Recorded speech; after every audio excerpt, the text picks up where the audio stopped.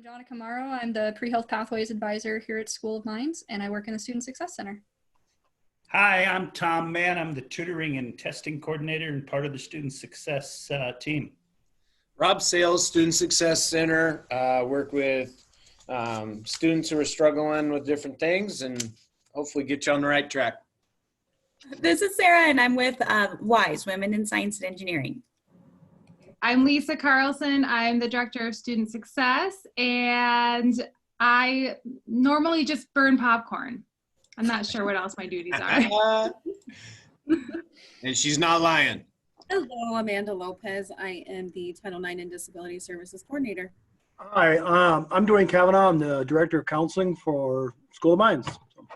Hi, I'm Chelsea. I am one of the counselors that's working underneath Dwayne at the School of Mines. Diana Eastman, I'm the Assistant Registrar from the Registrar's Office. So SU, just kind of an overview of it, you have the opportunity this semester to change your letter grades to the SU option. A through C will count as an S. A D, you have the option to keep the D or change that to a U. And an F is automatically going to be rolled to a U.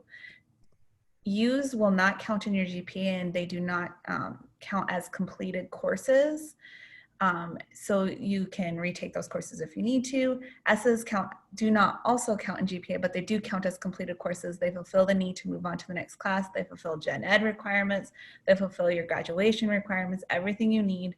That S is it looks just like a regular letter grade. It's just giving you the option if you didn't do quite as well as you thought you were going to do this semester and you're worried about your GPA, the S is a good option for you there. The SU will replace it entirely on the back end. So like in the registrar's office, we would still have record of your original grade if that was something that you ever were wondering about at one time, but your transcript, your record visible to your advisor and everyone else will show the SU grade. Sure, yeah, between May 4th and May 18th, you have the opportunity to make that decision. It's gonna be an online form that you can fill out. That the SU grading system will not affect any scholarships. So I believe so, because graduate students are also allowed to do this SU grading system. We can always verify with Rachel, but I haven't heard anything different. And the big exception is that for graduate courses, you can only use an S. Obviously, you don't want to take a U at the graduate level. So if any of your classes require just a D or higher to move on to the next course, I'd recommend taking the D and not converting it to the U, obviously, if you don't intend to retake it and you're happy with the D. If you are planning on retaking it anyway, you know you can do better. Obviously, the learning style is different this semester.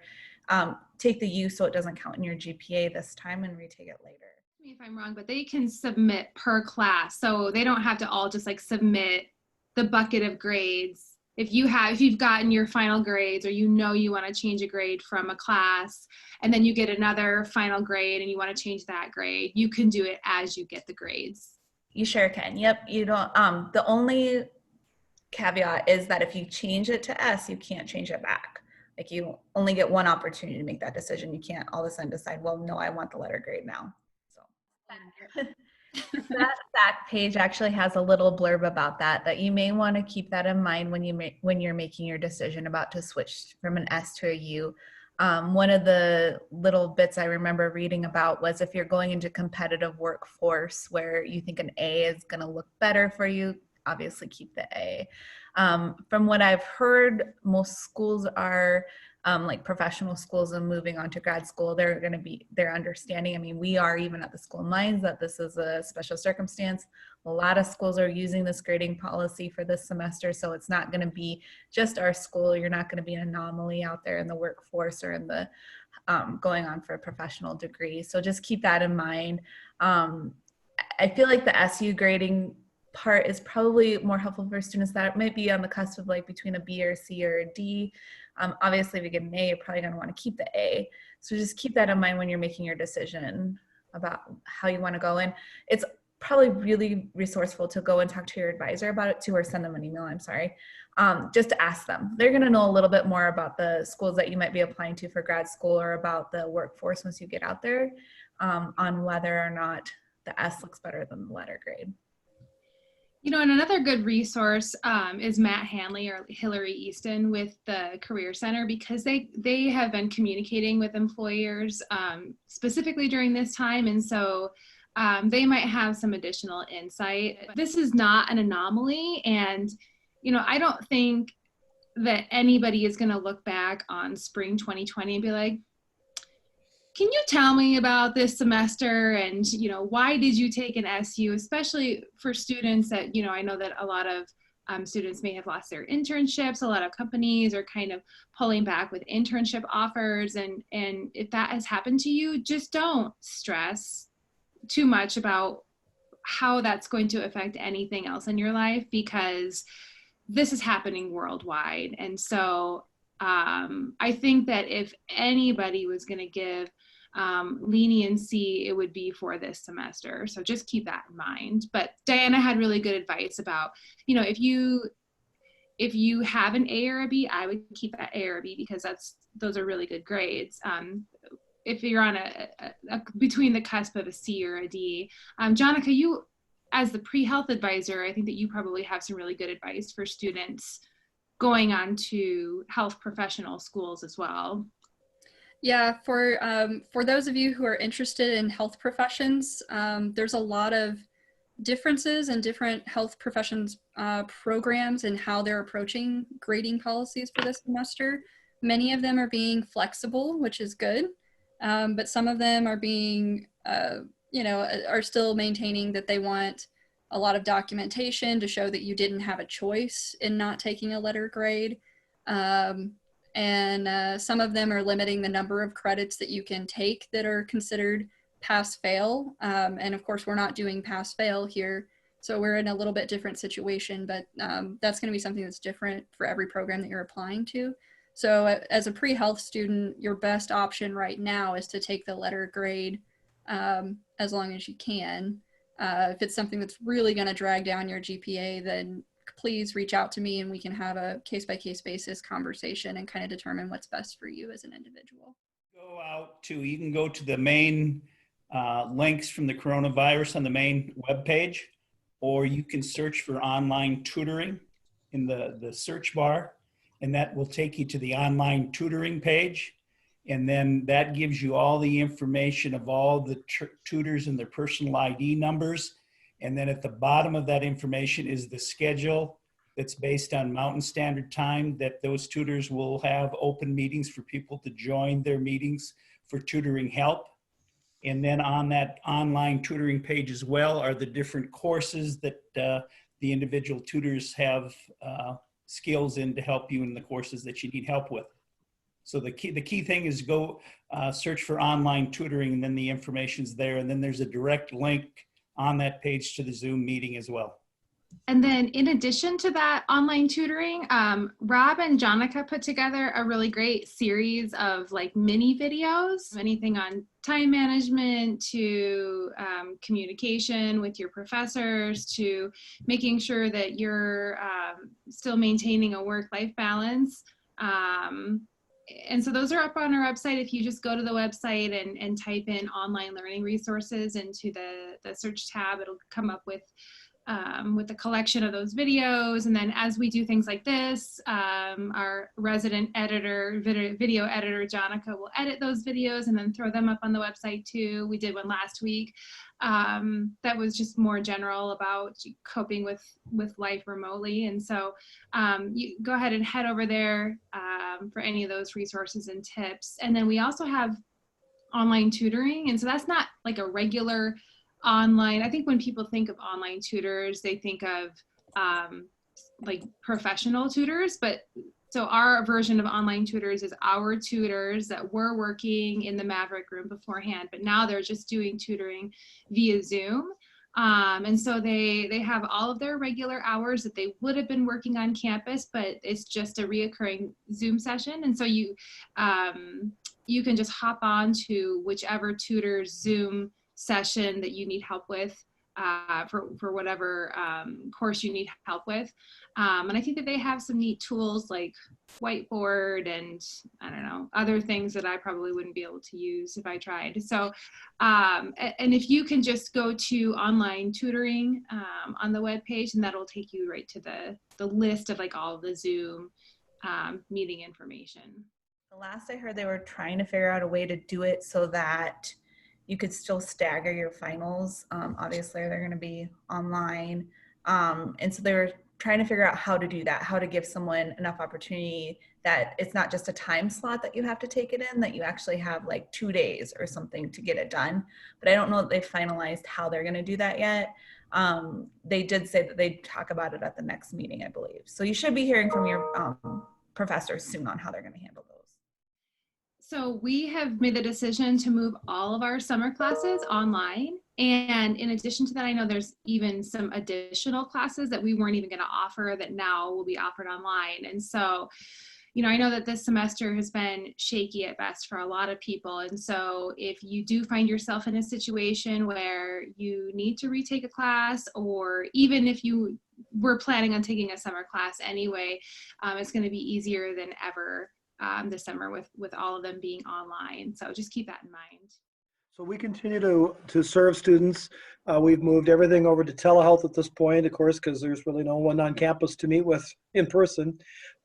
Chelsea Grosclose is our new counselor. I'll let her talk to here in a couple minutes, but we do everything through Zoom. The sessions are set up. We will send you a link. They are a secure link. It's still confidential. It'll have a password and a meeting number. The nice part with Zoom is we just send you a link and all you guys click on it and that's all taken care of for you. So we will work with you if any issues you're dealing with, from just stress around the whole COVID to not being on campus to people who are struggling with depression and anxiety and all the issues that we deal with on a regular basis. I would say the couple of things that I have seen, and Chelsea can confirm or disagree, a lot of stress just over the transition. How do we get into a regular routine? Some of the natural triggers for school, for academics, aren't there right now when you're living back home with your parents, or classes aren't happening when they're supposed to or when you're used to. Those kind of things that help us trigger ourselves to be thinking about doing our homework aren't there. So we really talk with students a lot right now about creating some routine, developing a schedule. Some of the students that I've seen that are doing best are really just following the schedule they had while on campus. So if chemistry is at 9 o'clock, that's when they watch the lecture or they do their work. Those kind of things. From my standpoint as a counselor, we're all kind of creatures of habit, but we can also get very bored with habits. So building in some positive routines, building in some reinforcements. I mentioned to one girl that, when I have to take homework home, even from my work, sometimes I'll reward myself with ice cream. She said she was going to run out and buy a gallon of ice cream. So, figuring out those things that work for you is really going to be important over the next few weeks. But Chelsea, things you've got, and again, this is Chelsea Grosclose.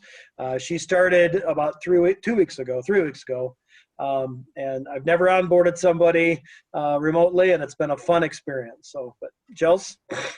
It's been a pleasure being on board. Definitely a unique one too. So I appreciate everyone in this room too that's been helpful with that transition, and lots of emails going out and asking questions. But just to kind of bounce off what Dwayne said, we are seeing, a lot of adjustment concerns come up, but people are still coming in for general counseling related things. So keep that in mind as well, as we're seeing students because of relationship concerns, drug and alcohol concerns.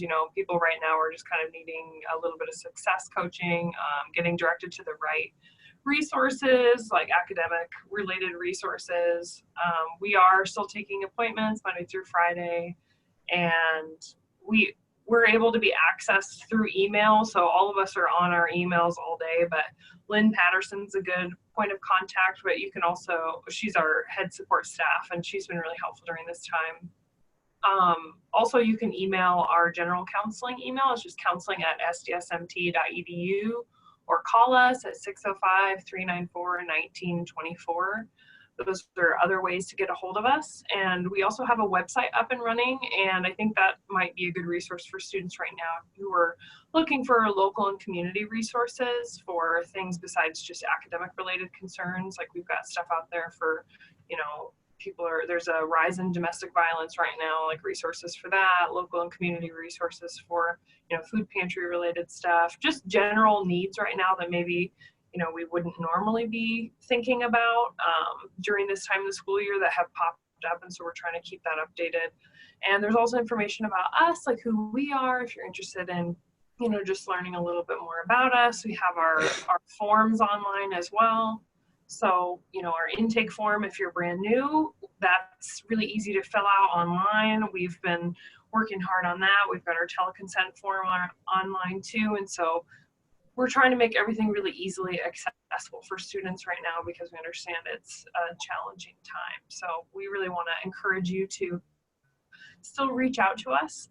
And if you're out of state and you're in this chat right now, I think it's also important to know, like, we would be more than willing to help you get connected to out of state resources as well, because there's usually something comparable in other states too. So just another way that we can support you if possible.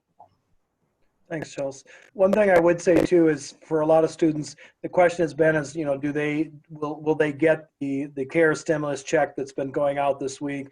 There'll be a couple of links on our website, on the counseling webpage for some IRS information. If you're a non-filer, how you can apply for those dollars. If you have applied or you have filed and you're not sure if they've got your correct information, there's a way to link that. Financially, I know those are some questions people are coming up. We put some information out there about credit counseling if you're struggling financially. And then the other thing I would say is, you know, we do have on campus now the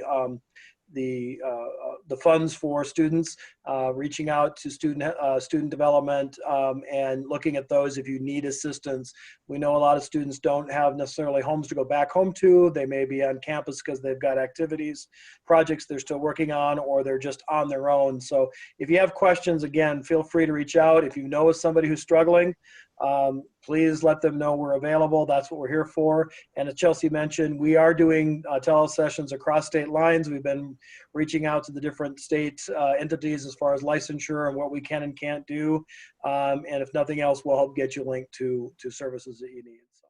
Well, first of all, I just want to start out by saying that I'm extremely proud of all of our students for transitioning to an online format.